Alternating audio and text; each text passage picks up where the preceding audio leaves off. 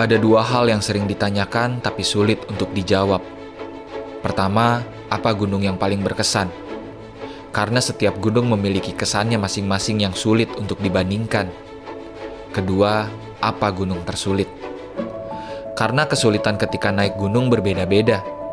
Ada gunung dengan jalur sulit yang mudah dilalui ketika fisik kita prima. Ada gunung dengan jalur mudah tapi sulit dilalui ketika kondisi tidak baik-baik saja. Dan ada juga gunung seperti yang kami lalui sekarang. Sulit dari berbagai aspek, berkesan sejauh mata memandang.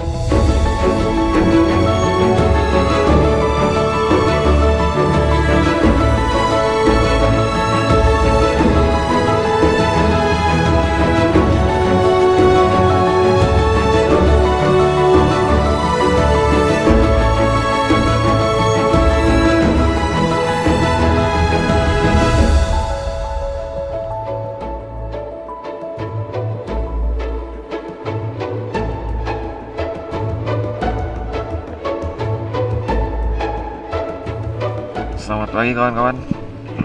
Sedikit terlambat bangun. Saat saya mengecek ketinggian, ternyata baru naik sekitar 80 meter vertikal dari titik awal pendakian. Astaga, padahal kemarin sudah berjalan sepanjang dan selama itu. Tapi pemikiran perihal teknis hilang begitu saja tatkala mentari terbit.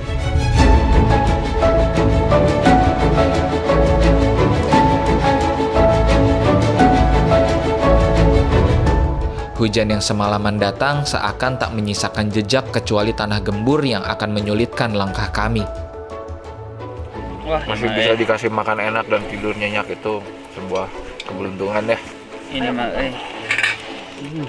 Seberes sarapan, pendakian dilanjutkan sekitar pukul 8:30 pagi, WIT. Nah, bagus. Kita hari ini akan jalan sekitar 8-9 km, agak naik di depan, ceret, terus agak begini. Gitu. Itu kita dari ketinggian berapa ke ketinggian berapa? Kita di 3.200 kalau nggak salah ke 3.800 sorry hari ini. Tujuan kami hari ini bernama Goa Somala. Jaraknya cukup jauh, sekitar 9 km lebih, dengan medan yang lumayan memberatkan. Jadi ini di Papua atau Medan nih? Maaf, bercanda. Tidak seperti kemarin yang mayoritas treknya landai, hari ini tim harus memulai perjalanan dengan jalur yang lumayan terjal. Meski tentu saja jangan berharap akan menemui hutan lebat.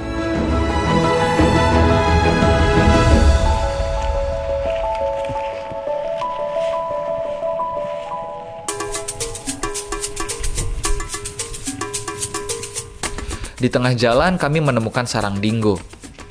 Dingo yang terkenal sebagai anjing khas Australia juga turut menghuni gunung ini. Bukan cuma 1-2, tapi banyak dan sulit ditemui. Nih, sarangnya dingo. Dingo itu adalah sebenarnya anjing asli Australia. Karena di Papua ini kan dulunya lempengan dari Australia juga. Nah, inilah sarangnya nih. Anjing hutan Australia. Cuman dia yang nggak bisa. Kalau di sini orang bilang tuh anjing menyanyi. Karena dia nggak bisa menggonggong. Oh. Dia kayak serigala. Ini ya sarangnya. Tapi dia selalu balik lagi ke sini atau pindah-pindah? Biasanya kalau udah satu rumah gua dia di situ. Makin jauh, trek makin curam. Kami sering berhenti untuk menghela napas. Selepas makan siang, tim menuruni bukit curam untuk kemudian naik bukit yang lebih curam. Itu jalur kemarin ya? Iya. Kalau jalur yang lama mana? Tuh lihat tuh. Wow, yang celah itu ya? Ada mis. Waduh. Nah, mis itu lah. Ada satu kampung dalam sini dia punya nama Wosak. Itu dia turun lewat sini baru nanti akan masuk lewat sini nanti. Masih jauh kah itu kampungnya? Nanti tinggal naik baru turun ke sebelah, nanti dari puncak Tripura kan bisa lihat kampungnya. Oh, kelihatan. Ya. Kalau jalan kaki berapa lama?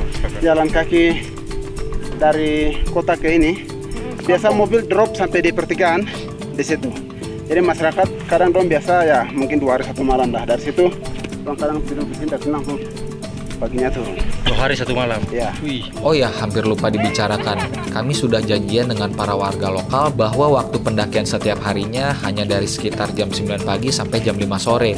Jadi jangan sampai melintasi gelap. Di pungan depan ini, kita bakal turun dulu. Terus kita naik ke pungan yang di depan sini. Nah, terus tuh yang kanan itu ada bukit satu. Itu adalah kalau kita yang disebut gate. Gate-nya itu yang kanan, yang kirinya itu. Tapi nanti semakin kita ke atas sana semakin itu baru atasnya. Nanti dia semakin dapat bawah. Jadi ngarah kita ke situ, trikoranya ketutup sama si awan. Masih malu-malu kayak kemarin. Oh, itu porter ya, Kang ya? Itu porter tuh. Wow. Nah, ini yang tanjakan rada notok. Yang notok tuh ya, tak, Kang? Iya. Ini rumput-rumput ini nih.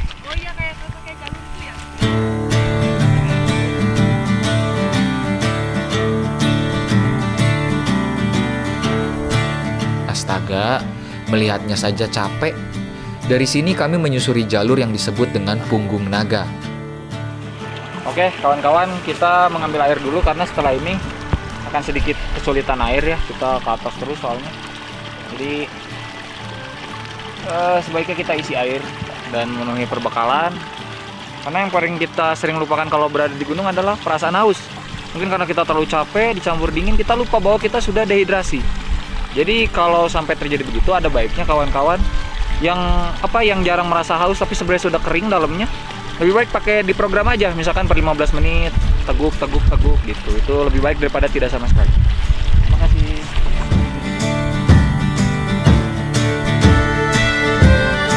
Bagi kebanyakan dari kita yang menggemari Dragon Ball Z, pasti tahu referensi Punggung Naga ini mengacu kemana. Oh ya, ada kebiasaan baru yang awalnya terasa menyebalkan. Makan siang yang dibudayakan oleh tim Ibex adalah sekantong snack, alias sekantong kudapan. Isinya bermacam-macam, dari kacang-kacangan, biskuit, coklat, sampai jelly. Kemungkinan disediakan dalam bentuk begini karena dalam ekspedisi panjang dengan jalur yang memungkinkan kami terpencar-pencar, saling tunggu untuk istirahat makan siang akan buang waktu. Padahal dalam 8 hari kami harus sudah menyelesaikan gunung ini. Awalnya saya pikir mana kenyang. Tapi kalau melihat kandungan dan nilai kalori, semuanya sebetulnya mencukupi untuk dikonversi menjadi tenaga. Ingat, perut penuh tidak sama dengan bertenaga penuh. Dan bertenaga penuh bisa terjadi tanpa perut penuh. Kakak sudah berapa kali antar tamu ke Trikora? Udah sering sekitar 4-5 kali ya. 4 kali? Wih, luar biasa. Tapi selain Trikora, kemana lagi? 3 tahun ini saya tidak pernah di sini. Oh, tapi di tempat lain? Di tempat lain sering. Sering? Di mana saja? Kurima, Beketangma, Kilise. Kalau teman-teman mau ke sini nanti diantar sama kakak Agus. Dengan senang hati. Dengan senang hati tuh. Bila dihubungi. Wah, itu. Di kejauhan puncak Trikora terhalau awan. Oke, tujuan kita adalah ke ini. Kalau kita lihat ya ada gate ya, kanan kiri ya. Nah, kita masuk di lembahnya. Cuman ini masih belum kelihatan dasarnya. Nanti pas kita ngelewatin bukit di depan ini, nah itu jalan turun, baru tuh ada satu lembah besar. Itu kelihatan si gate ininya, kayak gate Lord of the Ring-nya. Nah, tujuan kita ada di yang kanan ini, yang batu kanan ini di belakangnya. Jadi kita ngelewatin si gunung yang itu, yang belakang. Hari ini harus ke situ. Hari ini. Seolah menyembunyikan wajah agar nyali kami tidak ciut.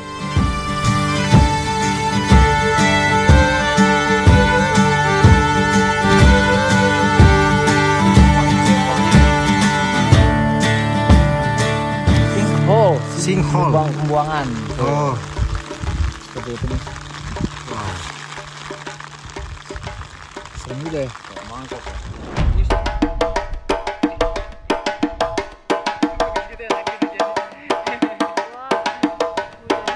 Sedikit penjelasan tentang puncak Trikora, gunung ini dikenal juga sebagai Gunung Etiakup. Dijelajahi pertama kali oleh Hendrikus Albertus Lorenz pada tahun 1909. Puncak Trikora pada zaman Belanda dinamai Puncak Wilhelmina. Oh iya, Hendrikus Albertus Lorenz inilah cikal bakal penamaan Taman Nasional Lorenz. Lebih dari 1 abad kemudian, disinilah kami, berusaha menggapai puncak yang sama yang pernah dijelajahi Hendrikus Albertus Lorenz. Ini depan kiri ini juniper, pohon juniper, dan sangat tajam. Ini kalau biasanya dipakai buat kayak berdoa sembahyang. Kalau di Tibetan Buddhis tuh. pagi-pagi dia, karena asapnya tebal dan baunya itu enak sih, khas baunya. Melipir melewati jalur kecil, kami kembali di sabana luas yang terdiri dari rawa-rawa sporadis. Gemburnya tanah menjadi sarana untuk pegal-pegal. Mencoba berbagai gaya jalan, tetap saja cepat letih. Ini tarik. Banyak, oh Jadi paha. kalau dipaksain kram ntar. Oh jadinya pelan ya? Tapi bisa. 2 jalan berhenti, 3 jalan berhenti.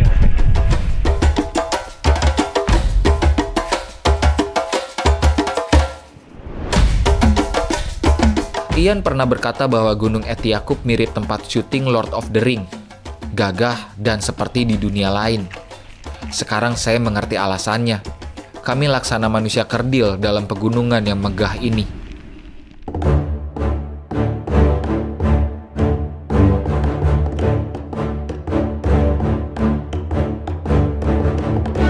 Jadi langsung air di bawah sini, coba kita lihat bisa kita. Wah, aduh.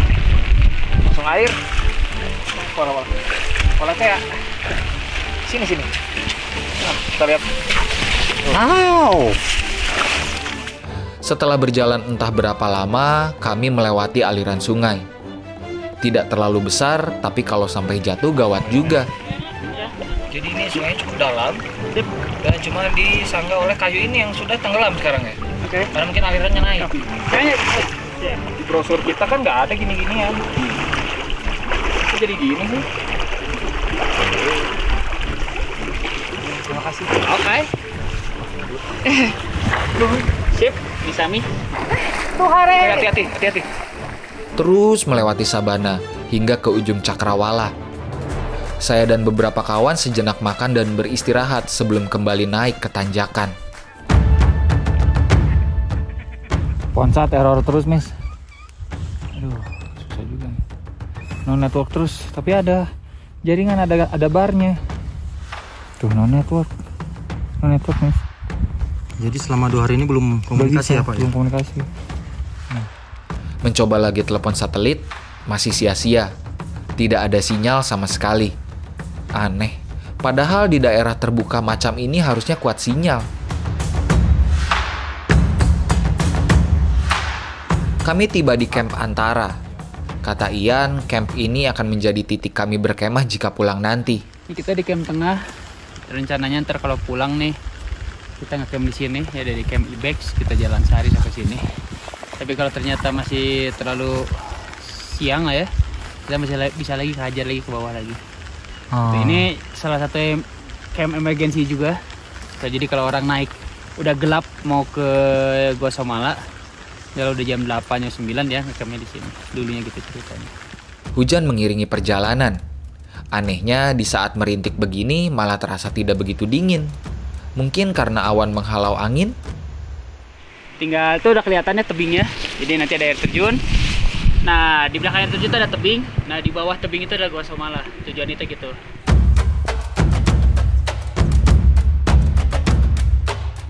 Dari tanjakan, kami lagi-lagi menyusuri sabana yang dipenuhi tanah gembur.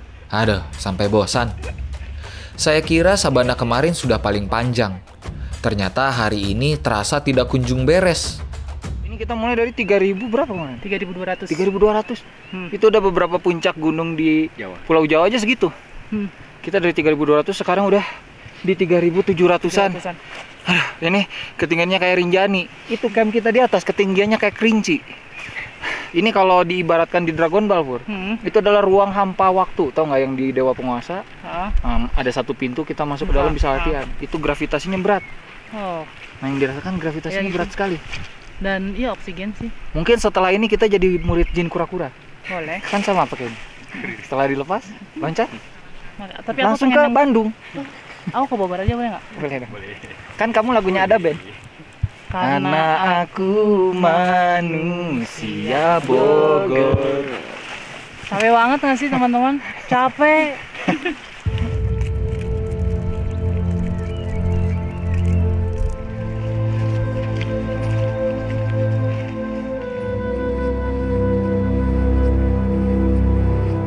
Pasukan porter terpencar. Banyak yang masih tersisa di belakang, entah bagaimana nasibnya. Sementara langit mulai redup, bersiap ganti shift dengan sang malam. Kata Ian, hari ini memang harus mengejar Goa Somala untuk mengecamp. Tidak bisa tidak. Lagi pula, beberapa porter juga sudah lebih dulu ke Goa Somala. Jadi memang tidak ada opsi untuk berhenti dan berkemah di tengah jalan. Hujan di malam hari sesuatu yang tidak begitu saya sukai di kala mendaki. Melemahkan fisik dan memberatkan barang bawaan.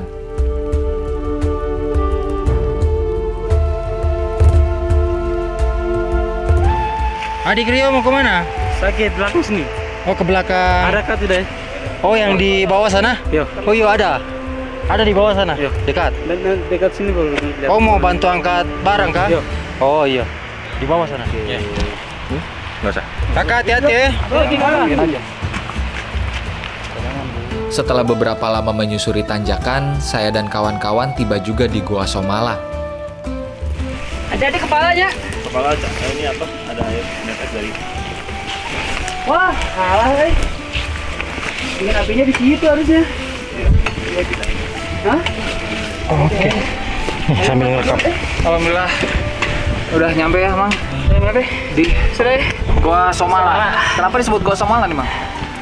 Gua Somala. Emang dari sana ya? Nama orang dulunya. Oh, nama orang. Sebelum gua Somala sih, dulu sebutannya Rock Shelter. Rock Shelter ya. Rada keren ya, Mang. Nah, ini goa semua lihat nih sebelah. Di sini kami takkan buka tenda. Awalnya saya tidak mengerti kenapa harus menetap di sini. Tapi pagi nanti menetap di Goa Somala menjadi sesuatu yang saya syukuri. Nah, ini bisa dilihat, Miss. Ternyata sudah jelas. Pas, biar pas 3.810. Kita lebih tinggi 5 meter dari Kerinci. Tinggi sekali. Dan tadi di sepanjang perjalanan saya ngerasa pusing, Miss. Ngerasa pusing. Terus napas ngap. Itu kenapa, Miss? Itu karena salah satunya kurang oksigen kan? Oksigen ya? Di ketinggian. Saya baru berjalan di ketinggian 3000 sepanjang itu, Miss. Capek ya? 2 kali kejeblos. Langsung Basah lagi. tarik lagi. Oh, ketarik lagi. Tarik lagi. Solusinya gimana nih? Minum obat lagi sebelum tidur. Malam ini minum obat. Syahdan, menuju pagi ada drama yang terjadi. Para porter yang terlambat datang meninggalkan beberapa duffel bag alias tas besar di jalur pendakian. Dibiarkan saja begitu diguyur hujan, walau ditutupi terpal. Mereka datang dengan masam. Kata mereka harusnya sesuai perjanjian dong, mendaki sampai sore, malamnya sudah istirahat. Karena itu beberapa tas besar ditinggalkan begitu saja. Oh, nya seberakan toh. Saya nyenterin yang bawa 3 orang. Nyenterin kan nggak ada center kan. Tadi mau dibawa barang-barang saya. Ternyata udah ada nggak ada saya yang nganter 3 orang. Sebentar Kak, pasti saya ini manggangnya. Oh, yang Furci juga belum ya? Parahnya di antara tas yang ditinggalkan ada yang berisi alat-alat tidur juga pakaian ganti Furki dan Yona. Bayangkan kalau sampai tidak ada malam ini. Mereka harus tidur tanpa tenda di Goa Somala yang memiliki ketinggian 3.800-an mdpl. Ketegangan belum juga reda. Ruslan sebagai kepala tim tidak mampu menahan emosinya. Jadi kalau misalkan sekarang ini tidak di pagi kita sudah jarang juga. Jadi kan mau baku bantu kan cuma bawa beban yang berat kan. Siapa mau bantu siapa? Duffel yang isinya pakaian aku, sleeping bag, pokoknya semua ganti. Itu nggak di Sini aja ya, dempet-dempetan aja ya. Aduh, Sini aja. ini nggak dibawa ke area camp ini. Jadi sekarang ya nggak ada sleeping bag, nggak ada ganti baju. Tapi untung semuanya terisi. Paling Yona sama yang Miftah. pokoknya kita survive seperti biasa. Ada tenda. Tetap harus pakai siput soalnya 11 derajat. Oh, soalnya dingin banget ini asli. 11 derajat. Negosiasi terakhir, mereka mau mengambil tas besar tapi besok pagi, ketika sudah ada matahari. Ya menurut saya para warga juga pasti ada letihnya. Apalagi membawa beban sebanyak itu. Tapi hasilnya bisa membahayakan nyawa malam ini. Aduh, gimana ya? Ya sudahlah, kami cari solusi saja. Toh berdebat sampai mentok pun takkan mengubah keadaan. Akhirnya Ian dan Ruslan meminjamkan alat tidur mereka pada Furki dan Yona. Sementara kami para lelaki tidur dempet-dempetan dan berbagi alat tidur. Ditambah membuka selimut darurat yang harusnya hanya dipakai jika ada yang terkena gejala hipotermia. Yang pasti di Goa Somala dengan suhu 11 derajat Celcius tidak boleh ada yang kedinginan. Berabe ke depannya.